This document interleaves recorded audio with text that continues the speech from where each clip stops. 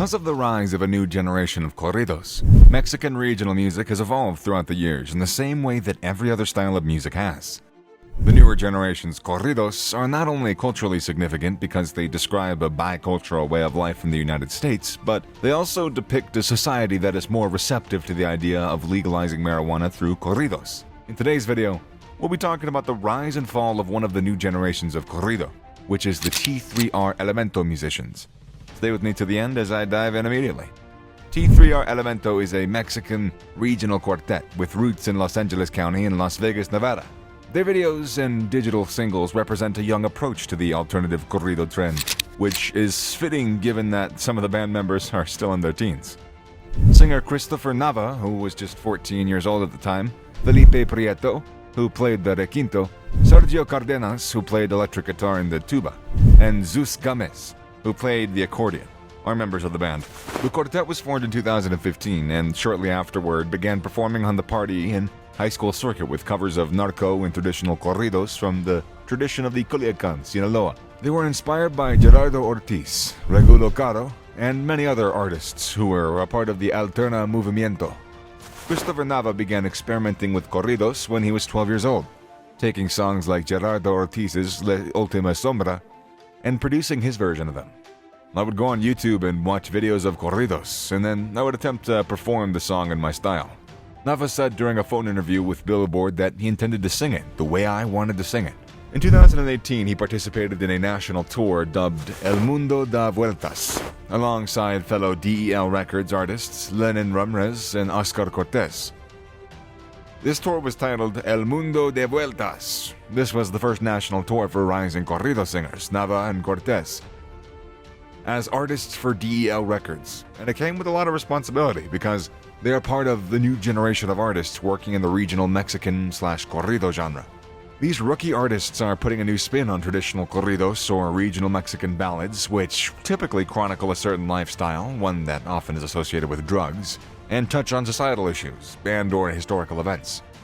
Therefore, in that year, T3r Elemento signed with DEL Records, a regional Mexican music label situated in Los Angeles. DEL Records is the home of several T3r Elemento's musical heroes, including Gerardo Ortiz, Luis Coronel, and Regulo Caro. It's also the year when they made their debut on the worldwide scene. Back in the 1980s and 1990s, veterans vocalists such as the late musician Chalino Sanchez, Los Tigres del Norte, and Los Toscanes de Tijuana were responsible for the widespread popularity of corridos in the United States. Corridos are being performed by younger musicians such as Nava, who hails from Las Vegas, and Cortez, who was born and raised in Los Angeles. Just like what Cortez said to Billboard, the new generation of corridos are like a newspaper. They're reporting what they notice while walking around the streets. What made the T3r Elemento rise rapidly can be seen in what Sergio Cardenas, guitarist for the T3r Elemento and tuba player for the T3r Elemento, said. "We have a lot of young followers because of Chris. He is only a teenager, but he has no trouble relating to millennials and newer generations in respect to this. The experience that Nava had with younger followers will stick with him forever." According to him, what surprises me the most is how young the fans are. I'm like, "You're 4, how do you recognize me?" T3r Elemento is also quite popular on the Billboard charts, and it's been steadily ascending in positions. Their most awesome album, titled The Green Trip, was released in December of 2018, and quickly rose to the top of the regional Mexican albums chart, where it remained at the top spot for a total of 4 weeks. Additionally, Elemento is a finalist for multiple Billboard Latin Music Awards in 2019, including Hot Latin Songs Artist of the Year, Duo or Group, Top Latin Albums Artist of the Year, Duo or Group, and Regional Mexican Artist of the Year, Duo or Group. Not only are the corridos of the new generation culturally significant because they describe a bicultural way of life in the United States, but they also reflect a society that's more receptive to the idea of legalizing marijuana, as evidenced by the inclusion of corridos verdes and other songs about the drug.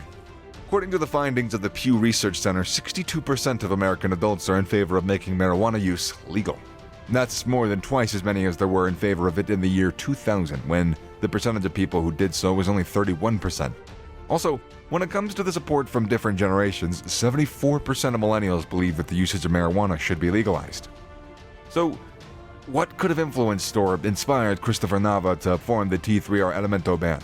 Well, when Nava was growing up, he was influenced in a manner that was analogous to the likes of Cortez, who was, as a child, listening to music like Los Bukis and Los Yonix and didn't develop an interest in hip-hop and rap until he was in his teenage years. Since he was raised in a household where both English and Spanish were spoken, rap and corridos are now ingrained in his musical ancestry.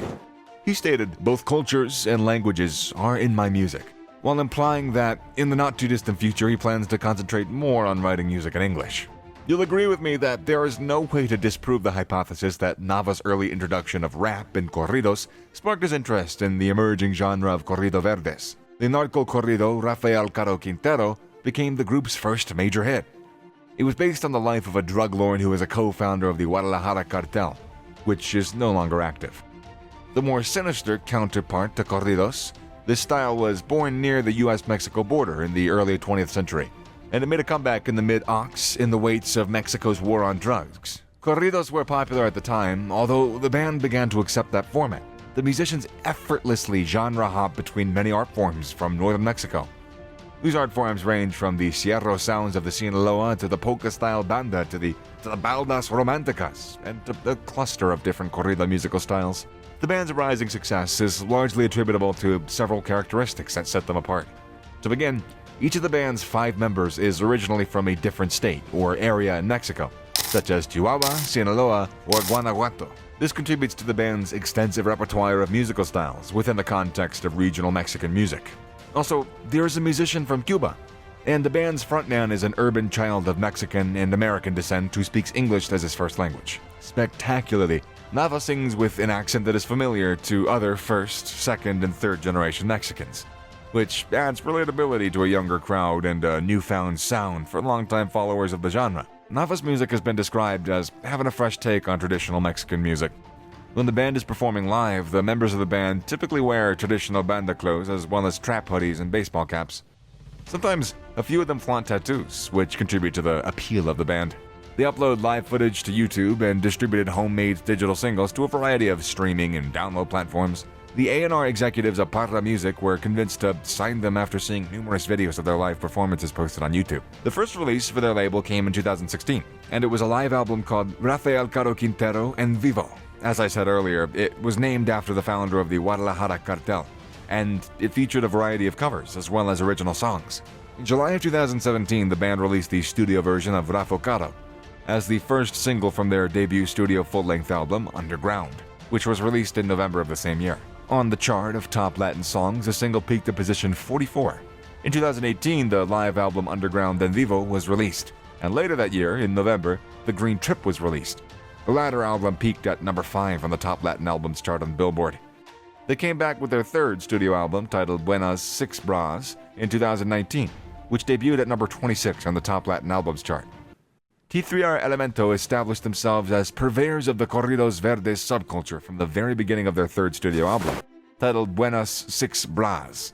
Since their prior releases, such as 2018's The Green Trip and 2017's Underground, they've been furthering a peculiar new movement that they've been pushing forward. Lyrically, Hojas del Monte celebrates nature's herbal medicine while promoting a feel-good attitude that's in line with the premise of the album. The opening track, 420 y Ya Me Gusto, is a rollicking tribute to the joys of ganja, amid an exciting interplay between requinto and 12-string guitar. Since its debut in October, the swirling En Boca de Todos, the first single from Buenas 6 Bras, which pays respect to the band's more humble beginnings, has made it to the top 40 of the Billboard Hot 100, and the accompanying music video has racked up nearly 20 million views. Nuestra Ola, the band's fourth full-length album, was released in November of 2020. T3r Elemento is proud to have music videos that have amassed more than 1 million views on YouTube. For example, their song video Aerolinas Carrillo with Gerardo Ortiz has received more than 145 million views as of this writing.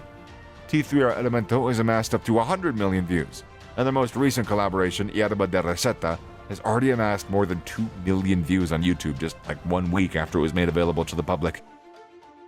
Do you have any questions that might be bothering your mind about the T3r Elemento in today's video? Let us know in the comment section below, and if you haven't done so already, make sure to subscribe to the channel so you don't miss out on any of our incredible videos. Keep an eye out for the next one. Later.